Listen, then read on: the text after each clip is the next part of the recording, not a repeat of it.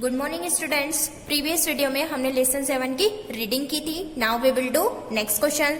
So our first question is rearrange the following sentences in the correct order of the story. हमको according to story इन sentence को जमाना है। Okay, correct करना है, sentence को रीअरेंज करना है। So start. So first number पे जो फर्स्ट वाला है वही आएगा। Sharad boarded a train to Delhi 1 November evening.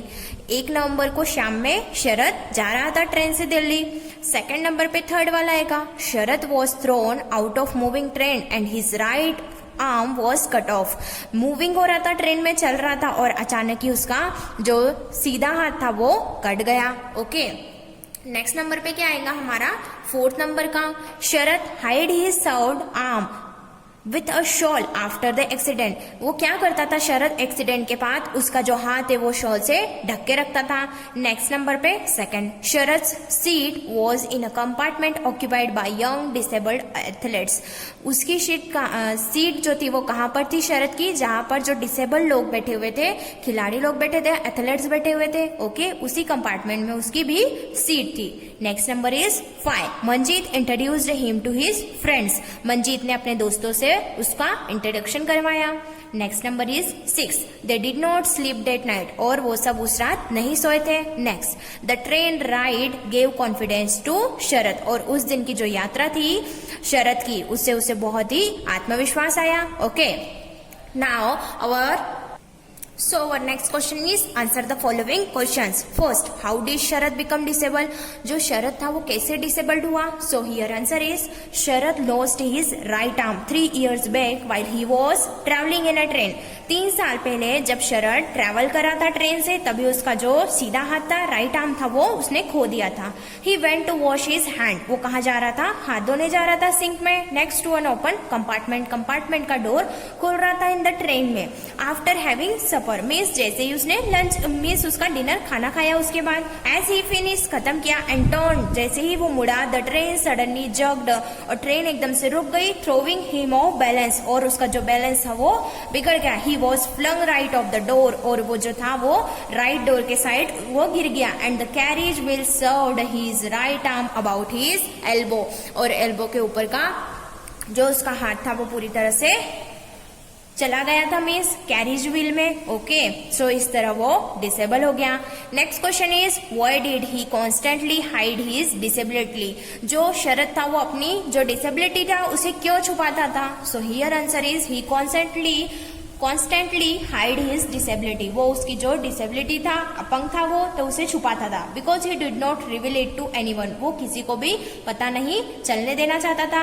He did not want anyone know that he was disabled person. वो नहीं चाहता था कि किसी को भी पता चले कि वो एक डिसेबल पर्सन है। He felt bad and shy about it. उसे बहुत बुरा लगता था और वो बहुत शाय टाइप का था।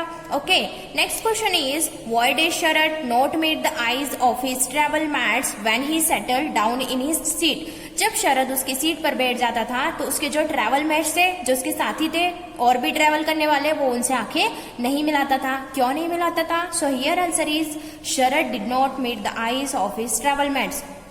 शरद जो था वो उसके ट्रैवल मेट से आंखें नहीं मिलाता था। When he settle down in his seat, वो जब उसकी सीट पर बैठ जाता था।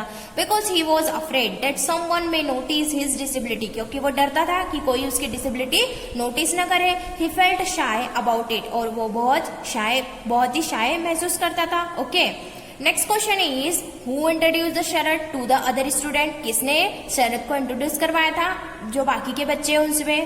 सो answer is Manjeet introduce the Sharad to the other student. Manjeet ने इंट्रोड्यूस कराया था शरद को दूसरे बच्चों से। So next question is what was the name of the girl who had the face of angel. वो उस लड़की का नाम क्या था जिसका एकदम जो फेस था वो एकदम परी जैसा था? So here answer is the name of the girl who had the face of an angel was angel. जिस लड़की का चेहरा फेस जो था वो एंजल परी की तरह था, उसका नाम भी क्या था? परी ही था, एंजल ही था। Okay, so next question is what disability did Kumar have. Kumar को क्या डिसेबिलिटी थी? सो answer is Kumar was blind. Kumar क्या था? ब्लाइंड था, उसे दिखाई नहीं देता था। Okay, So our next question is 7. What is Emblemompics? Emblemompics किसके लिए होते हैं? Okay, Emblemompics is an event where people with disability compete to show the world that people with or without disability should enjoy equal rights and opportunities. Means ऐसा event होता है जहाँ पर जो डिसेबल पीपल है वो भी compete कर सकते हैं. Okay? प्रतियोगिता लड़ सकते हैं. ओके, और वो भी एंजॉय कर सकते हैं. उनको भी पूरा हक है और उनको भी पूरी अपॉर्चुनिटीज दी जाती है. Okay, so now next question is when and where were the first international Abilympics is held? कहां पर हुआ था first? The first international Abilympics were held in Tokyo. कहां पर हुआ था? टोक्यो में. Now next question is what brought a change in शरद's view of his disability? क्या बात से चेंज आया शरद के व्यू में, देखने के तरीके में उसकी जो डिसेबिलिटी थी उसके बारे में. So here answer is when Sharad observed the confidence among his disabled travel mates, his attitude towards life changed completely. जब शरद ने देखा कि जो उसके साथ में जो ट्रैवल कर रहे हैं वो भी डिसेबल पर्सन है और उनमें भी बहुत एटीट्यूड है और वो भी बहुत कॉन्फिडेंस है, मीन्स बहुत अच्छे हैं, तो वैसे ही उसने भी चेंज करने का सोचा. He so that none of them was ashamed of his or her disability और tried to hide it like him. उसने देखा कि कोई भी ऐसा पर्सन नहीं है डिसेबल जो अपनी जो डिसेबिलिटी है उसके लिए शाय महसूस करता है, बुरा महसूस करता है. ऐसा कोई भी नहीं है और कोई भी अपनी जो डिसेबिलिटी उससे छुपाता नहीं है. They had a positive attitude towards life.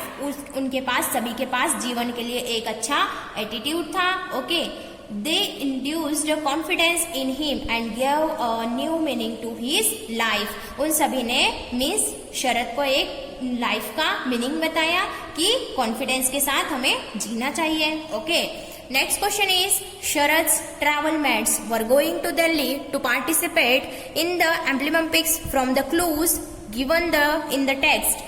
Can you guess what year was it? कब हुआ था means? So here it was the year of 2003. Okay. Next, which one of the following words does not relate to the character of शरद? शरद के character से नहीं match करता है. So our answer is timed. Okay. Nervous था वो, बहुत घबरा जाता था. Okay. टाइम रहता था मीन्स शाय. ओके, मीन्स शाय. सो टाइम्ड मीन्स आसानी से डरने वाला. ओके, जो शरद था वो आसानी से डरने वाला नहीं था. शाय मीन्स वो किसी से ज्यादा बात नहीं करता था. फियरफुल मीन्स डरा हुआ. चीयरफुल मीन्स खुश भी रहता था. ओके, मिक भी रहता था. सो टाइम नहीं था वो. Now next question is which one of the following words does not relate to the character of Sharad travel mates? जो शरद के ट्रैवल मेट्स थे उनसे वो रिलेट नहीं करता है. सो कॉन्फिडेंट थे वो सब, चीयरफुल थे, प्लेजेंट थे, सेल्फिश, लाइवली, एनकरेजिंग. लेकिन सेल्फिश नहीं थे, वो खुद के बारे में ही नहीं सोचते थे. Okay, so our answer is selfish. Now next question is given below is a layout of the compartment where Sharad sat along with Angel, Manjeet, Shahida, Kumar and Vikas. From the clues given in the text, assign each child the correct seat. Sharad's seat is done for you. हमको एक compartment दिया हुआ है, उसमें सबकी sheet लिखी हुई है और जो खाली बचा हुआ है फिल करना है उसको, हमको उसका name. Okay, so here is given. Okay, तो हमको जो फिल करना है. सो एक्स, यहाँ पर विंडो है, विंडो के पास कौन बैठा है? कुमार, देन एंजल, देन विकास. देन सेकेंड वाली लाइन में विंडो के पास में मंजीत, देन शरद के साइड में Shahida. Okay, done this. Then next question is which sentence in the lesson tells us that the season was winter? Sharad traveled to Delhi.